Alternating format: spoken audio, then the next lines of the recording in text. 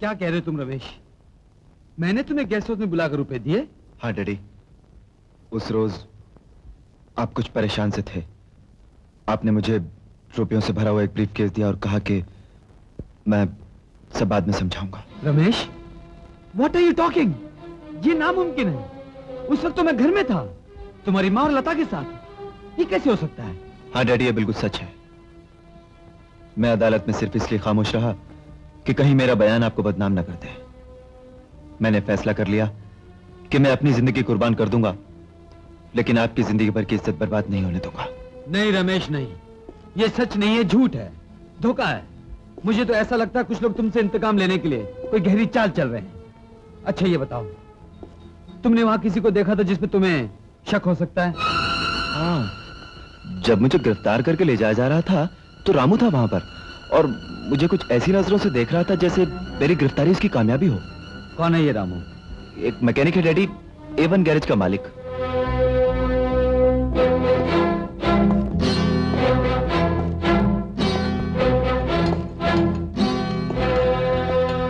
ए mister,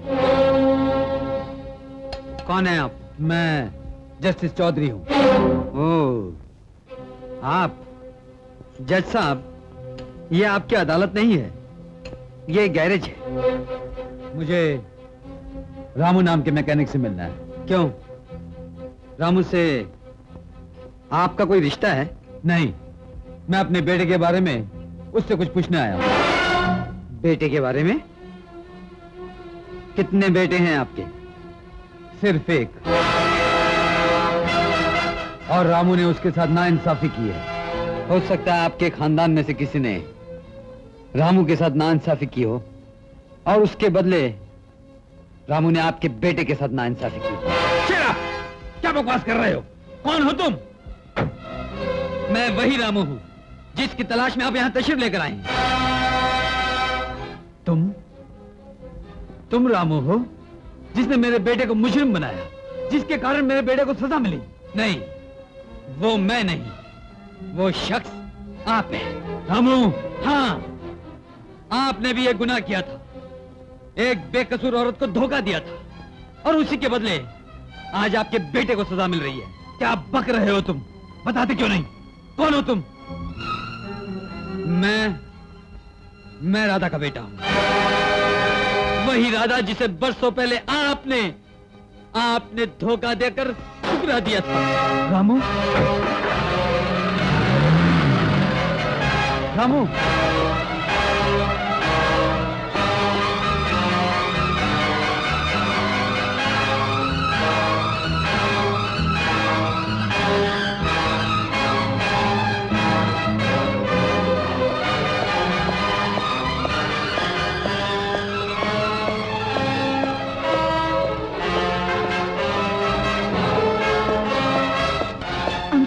क्या वो आदमी मिला जिसने रमेश को फंसाया?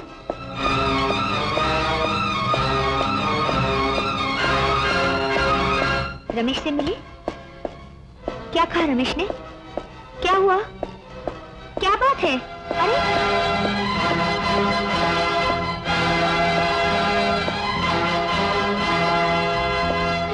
राधा, आज बरसों के बाद फिर से तुम्हारा नाम सुना, यादों के जख्म फिर से हरे हो गए। आज तुम्हारी याद दिल में फिर से जिंदा हो गई। राधा, हमने भगवान के सामने एक होने की कसम खाई थी, अब हम शादी कर लेंगे। मैं गांव जाता हूं और दीवान जी से बात करता हूं, वही मेरे बुजुर्ग, मेरे सब कुछ हैं। शादी का मुहूर्त और तैयारी करके मैं फौरन लौटाऊंगा। ओके?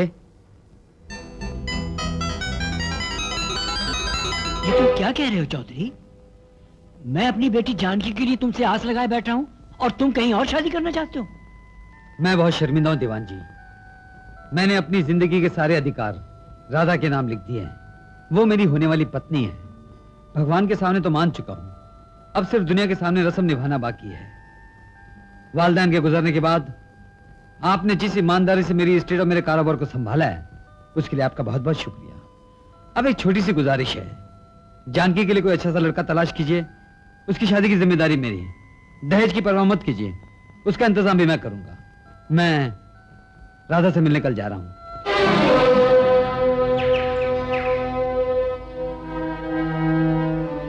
भाई साहब, यहाँ राधा नाम की लड़की रहती थी, आप बता सकते हैं कहाँ गई वो?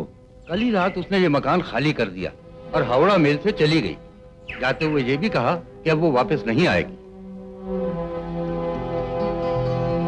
कल रात गोदावरी नदी के पुल पर हावड़ा मेल का पटरी से उतर जाने के कारण एक जबरदस्त हादसा हो गया। खबर मिली है कि इस हादसे में बहुत से लोग जान खो बैठे हैं, कुछ घायल हैं, कई लापता हैं।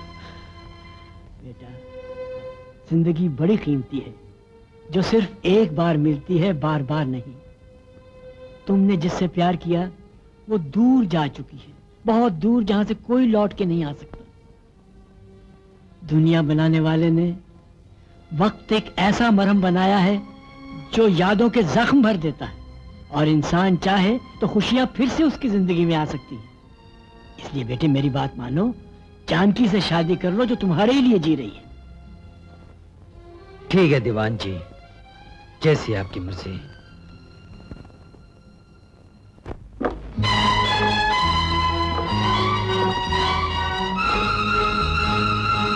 मैं कुछ नहीं छुपाऊंगा, मैं जानकी को सब कुछ बता दूंगा कि तकदीर ने मेरे साथ क्या मजाक किया है। वो मेरी मजबूरी को समझ सकती है। अंकल, दरवाजा खोले अंकल। क्या हुआ? आंटी अचानक बेहोश हो गई। चलो जल्दी डॉक्टर को फोन करो।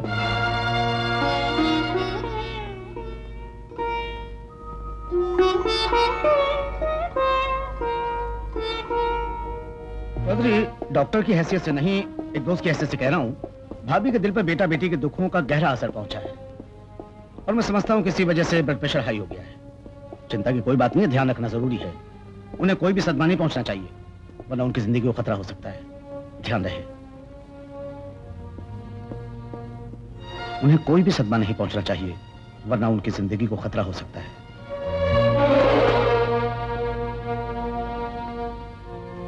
ऐसी हालत में जानकी को राधा के बारे में क्या बताऊं? कुछ नहीं, खामोश रहना ही बेहतर होगा।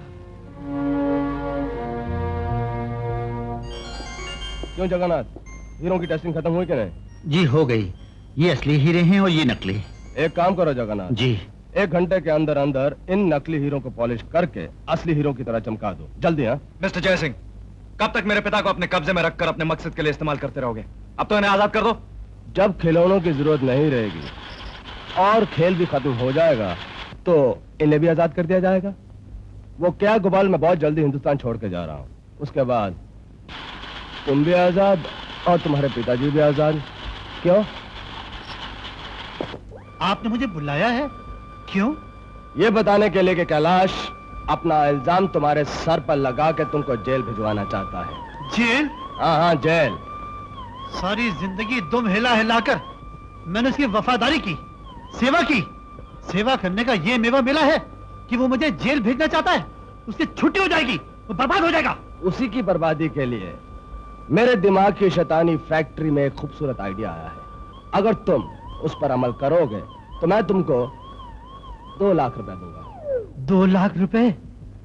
अगर मुझे 2 लाख मिल जाए, पहले तो मैं अपनी बेटी की शादी करूंगा, उसके बाद होटल खोलूंगा, कपड़े की दुकान खोलूंगा, 6 नौकर रखूंगा, हर नौकर का नाम रखूंगा कैलाश, फिर उनको दे दबा के जूते मारूंगा। बस, लेकिन जो मैं तुम्हें कहता हूं तुम्हें वही करना पड़ेगा। आज तक मैं इन खिलौनों के अंदर हीरे रखकर भेजता रहा हूं, लेकिन आज ऐसे ही खिलौने के अंदर मैं बम रखकर कैलाश को जहन्नुम भेज दूंगा। बम? हाँ हाँ, बम। मैं कैलाश को इधर बुलाऊंगा और तुम उसके जाने से पहले उसकी गाड़ी की पिछली सीट पे जहाँ एक ऐसा ही खिलौना है, उसे उठाकर उसकी जगह ये बम वाला खिलौना रखोगे। समझ गए?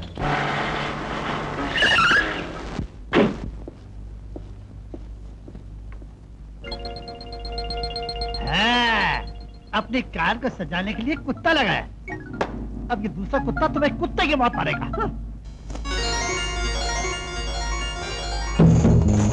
ये लो कैलाश, अपने हिस्से के हीरे। Thank you very much, thank you very much.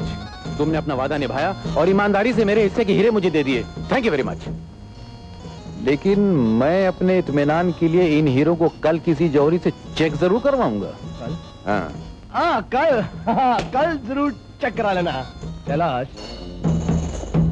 आजकल शहर में पुलिस और सीआईडी वालों का चारों तरफ जबरदस्त पैरा लगा हुआ है। मुझे कोई ऐसा मास्टर प्लान बताइए आप, जिसे मैं अपने सारे हीरे शहर से बाहर भिजवा सकूं। अभी लो, जस्टिस चौधरी की पुलिस और सीआईडी में बहुत इज्जत है। अगर वो हीरे लेकर जाएगा तो ना कोई इसे चेक करेगा, ना उस पर किसी को शक होगा। क्या बात करते हो? जस्टिस चौधरी और हीरे लेके जाएगा? वही लेके जाएगा। एक बार रामू को और बूढ़ा बना दो, 100% जस्टिस चौधरी नजर आएगा। वाह कैलाश वाह, क्या दिमाग पाया है, क्या अकल पाई है। तुम्हें तो इस गंदी और गलीज धरती पे होना ही नहीं चाहिए। तुम्हें तो आसमान पे राजा इंद्र के दरबार में होना चाहिए, उन्हें नए नए आइडिया देने के लिए। चलो मैं तुम्हें वहां तक पहुंचा देता हूँ। अब मेरा मतलब है गाड़ी तक पहुंचा। ए, जुगामल, तुम यहाँ क्या कर रहे हो? नहीं, गाड़ी अंदर से मैली थी, मैं उसे साफ कर रहा था। अच्छा जयसिंह, मैं चलता हूँ, फिर आऊंगा तुमसे मिलने के लिए। अब तुम दोबारा मिलने की तकलीफ क्यों करोगे? एक दिन मैं खुद ही तुमसे मिलने आ जाऊंगा। मैं भी बाद में आऊंगा। तुम कहाँ बाद में आओगे? कहाँ मैं तुमसे बैठो गाड़ी में। गाड़ी में नहीं सर, मैं पैदल ही आ जाऊंगा। बैठोगे नहीं? जोगामल, तुम्हारे बॉस तुमसे कह रहे हैं कि गाड़ी के अंदर बैठो, तो गाड़ी के अंदर बैठो। सुनिए, चलो, मुझे सुबह से उल्टी आ रही है। गाड़ी के मेरा अंदर एक ही करना। मसला चलो है। get in। बैठो गाड़ी। जैसे ही ये तुम्हारी नाइंसाफी है, बेईमानी है। कैलाश, इससे कुछ मत सुनो, गाड़ी ले जाओ यहाँ से। ये क्या कर रहे हो? एक तीर से दो शिकार हो गए। प्लीज थोड़ा गाड़ी आगे रोकना है। क्यों? मेरा एक रिश्तेदार मरने वाला है, मैं उसको मिल के आता हूँ। घर पहुँचना बहुत जरूरी है, बाद में आके मिल लेना। अरे क्या कर रहा है? सर मुझे मसली हो रही है, उल्टी हो जाएगी। होने दे। वो सामने पान की दुकान है, मैं वहाँ सोडा पी के आता हूँ। 5 मिनट में घर पहुँचते हैं, वहाँ जिंजर पिलाऊंगा, सब बंद हो जाएगा। चुपचाप बैठा रहे। क्या है, क्यों रो रहा है बे? ये रोना नहीं है, मुझ पर जुल्म हो रहा है, ज्यादती हो रही है। मुझे बड़ा जोर से बाथरूम आना है, नहीं तो यही निकल जाएगा। रोक के रखो, घर चल के कर लेना। सर ये कुत्ता, अबे ये खिलौना पीछे से क्यों निकाला तूने? ये खिलौना नहीं है, बम है। बम्बई अगले हफ्ते जाएंगे हम लोग। सर बम्बई नहीं, इस खिलौने के अंदर बम रखा हुआ है।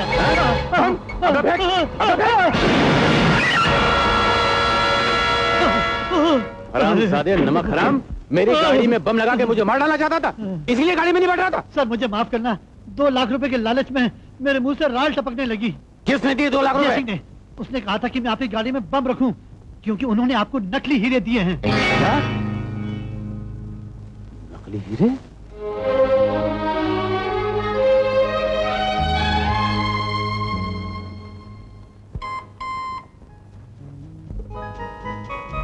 हेलो, कौन? रामू? क्या सच? तुम्हारी माँ आ गई? हाँ, आ भी गई और तुम्हारे बारे में जान भी गई।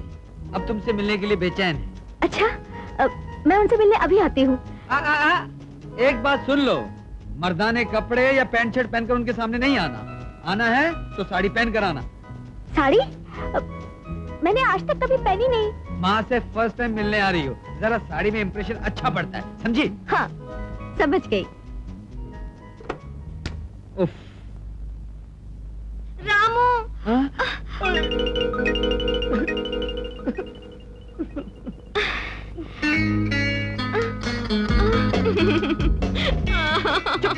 रो के रही है, ऐसा लगता है किसी ने साड़ी में लपेटकर घर से बाहर निकाल दिया हो। क्या बात कर रहे हो? मैंने कितनी मुश्किल से संभाल संभाल के बांधी थी, गाड़ी से उतरते ही झट करके खुल गई। शुक्र है कि यहाँ खुल गई, कहीं सड़क पर खुल गई होती तो ट्रैफिक जाम हो गया होता। अब वहाँ देख के रख, मैं इधर, मैं पहना दूं तुझे साड़ी। हाँ, अरे कोना ये देख रही रखो। हाँ, अब दूसरा काम तू पकड़, चल वहाँ। हाँ, अब लपेट इसे, लपेट ना। अरे शर्म से काम नहीं चलेगा, साड़ी नहीं पहनेगी तो माँ के सामने जाएगी कैसे? चल वहाँ, मैं पहना दूं तुझे साड़ी। चल। अरे वाह, तुमको तो साड़ी बांधना बहुत अच्छी तरह से आता है। क्या है कि जब मैं छोटा था ना, तो नाटक में हीरोइन का रोल करता था। हाँ। तब से प्रैक्टिस हो गई। ओह! अरे क्या हुआ? गुदगुदी हो रही है। उंगली लगने से गुदगुदी तो होगी, थोड़ा बहुत तो बर्दाश्त करना पड़ेगा ना। अच्छा सुनो, माँ को देखते ही कहना कि तुम घर का सारा काम जानती। घर का काम? मगर मुझे तो कुछ भी नहीं आता, खामखा क्यों फंसा रहे हो? अरे फंसा नहीं रहा, माँ जो भी काम कर रही होंगी उसमें हाथ बटाने की कोशिश करना, कहना मैं करती हूँ। अगर उन्होंने कहा करो तो? अरे माँ कभी नहीं कहेंगी, वो यही कहेंगी कि तुम इस घर की होने वाली बहू हो, इस घर में पहली बार आई हो, तुम आराम से बैठो, मैं करती हूँ। अब हंस के रही, चल। माँ देखो तुमसे मिलने कौन आया है। नमस्ते माँ जी। जीती रहो बेटी। तुम तो साक्षात लक्ष्मी लग रही हो। तुम्हें देखने के बाद ऐसा लगता है मेरा बेटा कितना भाग्यशाली है। माँ, रेखा दिन में 2 बार मंदिर जाती है, घर का सारा काम करती है, बड़ों की इज्जत करती है, छोटों का लिहाज करती है और बिल्कुल ठंडे मिजाज की है माँ। वो तो दिख ही रहा है। अच्छा तुम दोनों हॉल में बैठो, मैं खाना बना जी अरे नहीं माँ, ये बैठने वालों में से नहीं है, ये तो काम की बहुत शौकीन है। कोई भी काम हो फौरन कर डालती है। चलो रेखा शुरू हो जा फटफट, मैं चलता हूँ माँ माँ। जी, मैं सब्जी काट देती हूँ। नहीं नहीं बेटे, तुम पहली बार घर में आई हो, आते ही क्या मैं तुमसे काम लूं? पहले आराम करो, बाद में तो घर का सारा काम तुम्ही को संभालना। लेकिन माँ जी, काम देखकर मेरे हाथ में खुजली शुरू हो जाती है। जब तक करना लूं चैन नहीं आता। मैं चावल चुन देती हूँ। नहीं नहीं, पहले बहू बनकर घर में आ, बाद में जो जी में आए कर लेना। ये तो बताइए आटा कहाँ है? मैं 2 मिनट में आपके लिए परोठे बनाकर लाती हूँ। रहने दो। अरे वाह, इतने सारे अंडे! मैं आपको आमलेट खिलाती हूँ। अच्छा बाबा, अगर तुम्हें काम करने का इतना ही शौक है तो चलो माँ, मुझे आमलेट अच्छी तरह मालूम है। अरे माँ, आँख में सावन चला गया, पानी नहीं है, पानी दो। आप बैठिए, मैं जाके दिखाती हूँ। अरे इधर